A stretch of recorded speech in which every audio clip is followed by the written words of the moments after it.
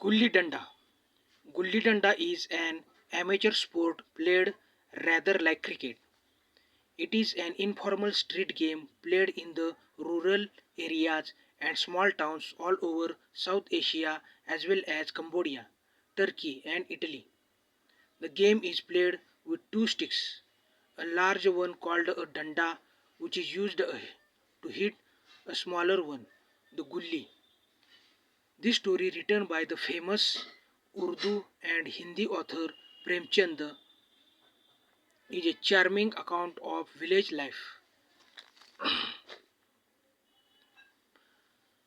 I consider Gulli Danda the king of all sports.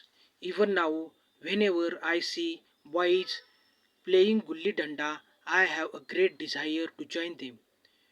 You don't need a lawn, a court, a net, or any other expensive equipment. Just climb a tree, cut a branch, make a gully, and even if there are only two of you, you can start playing. As a boy, I spent many happy and absorbing hours playing this game. Among my fellow players was a boy named Gaya. He was a tall, thin fellow with the long, supple fingers of monkey and with a monkey's nimbleness and uncertain temper. Whatever the shape of the gully, he would pounce on it the way a lizard pounces on an insect. I didn't know where Gaya lived, how he lived, or who his parents were, but he was the undisputed champion of our gully club. Whichever side he played for, for was bound to win. One day only Gaya and I were playing. He was batting, I was fielding.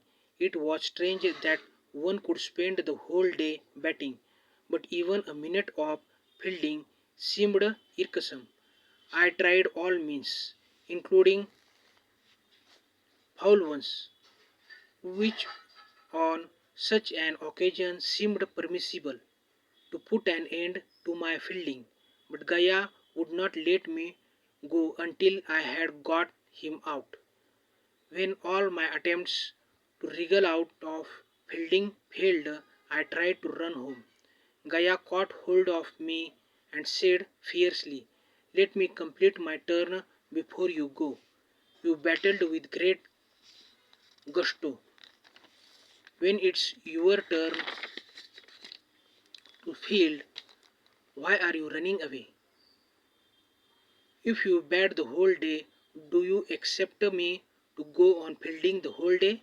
Yes, I do. I shouldn't even go home to eat or drink. No, not till my turn is over. I am your slave? Am I? Yes, you are. I am going home. Let's see how you stop me. How will you go home? Do you think this is a joke? I gave you your turn. Now I will take mine. All right, yesterday I gave you a gawa. Give it back to me. It has gone into my stomach. Take it out then. Why did you eat my gawa? You gave it to me, so I ate it. I didn't ask you for it. You can't have your turn till you return my gawa. I tried to free myself from Gaya's grasp, but he held on to me. I cursed him.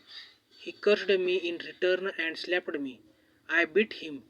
He hit me on my back with his danda. I started howling. Gaya could not match this weapon of mine. He took to his heels. I promptly wiped my eyes, forgot the blow I had received, and ran home laughing. Soon after this incident, my father was transferred to another town. In the excitement of going to a new place, I quite forgot my old playmates. 20 years went by and I qualified as an engineer. While touring the district, I arrived by chance in the same small town that I had lived in as a child. I stayed in the dark bungalow, eager to refresh old memories. I went out for a walk but was sorely disappointed. How the beautiful world of my childhood had changed. Suddenly I saw two or three boys playing gulli danda in an open space nearby. For a second I completely forgot myself. I went up to one of the boys and said, "Tell me, does a man named Gaya live here somewhere?" "You mean Gaya, the groom?" asked the boy timidly. "Yes, I think so," I replied. "Can you call him for a minute?" The boy ran off and reappeared in a few minutes with a short, dark man. I recognized my old playmate straight away and wanted to fling my arms around him. But I stopped myself. "Well, Gaya," I said coolly, "do you recognize me?" Gaya bowed his head. "How could I not recognize you, Malik?" he said humbly. "I hope you are well." "I am fine," I said. "Tell me about yourself." "I am Deputy Sahib's groom, Sarkar," he replied. "And Matai, Mohan, Durga, where are they? Do you have any news of them?" I asked. "Matai died. Mohan and Durga are both postmen. And you, Sarkar?"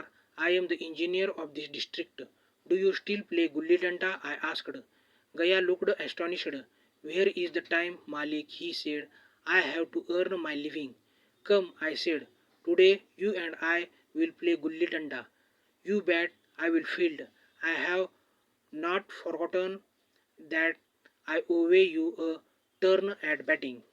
Gaya agreed to play very reluctantly. He was a laborer on daily wages. I was a senior officer. What did the two of us have in common? I took Gaya back with me to the dark bungalow and then we both drove in my car to the spot where we were going to play. We also took an axe with us. Despite my inner excitement, I managed to look very composed. Gaya's face showed no sign of either eagerness or pleasure. Perhaps his mind was too oppressed by the difference in our status. "Did you ever think of me all these years?" I asked. "Be truthful, Gaya." "How could I presume to think of you, Sarkar?" he said awkwardly. "But I thought of you quite often," I said a little sadly.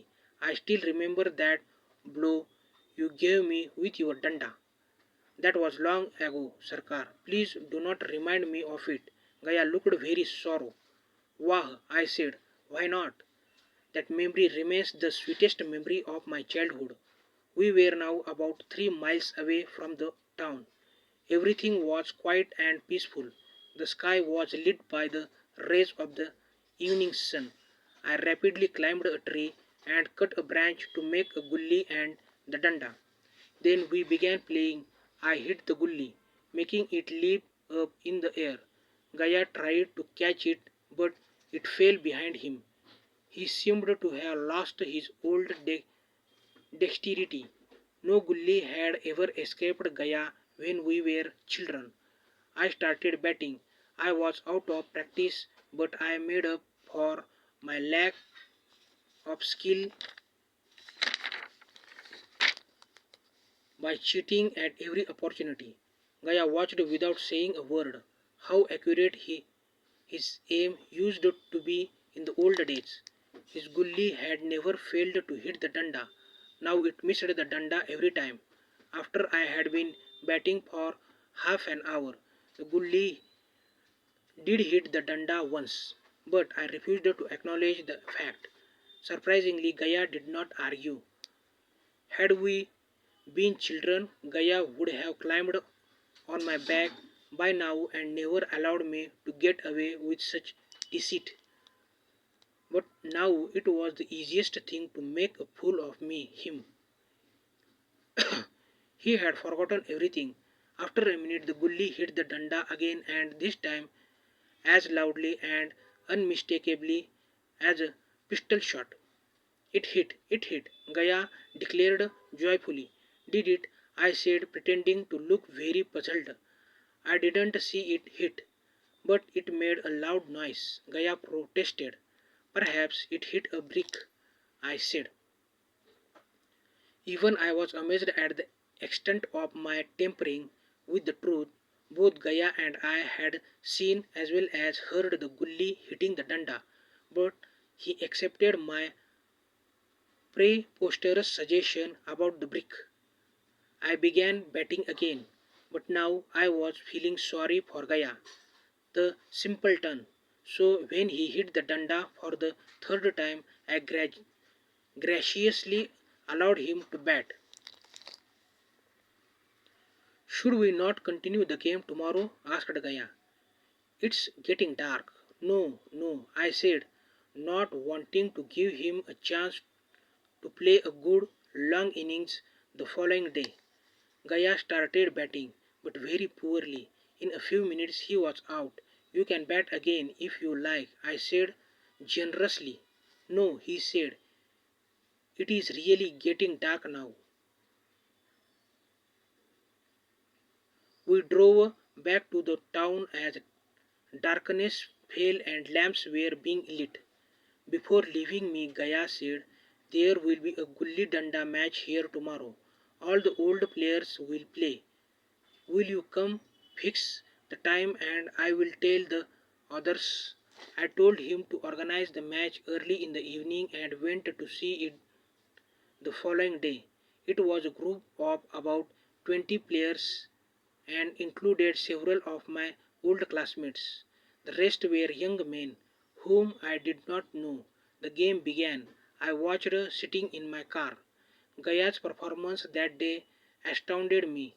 What skill, what grace, how his childhood talent had matured.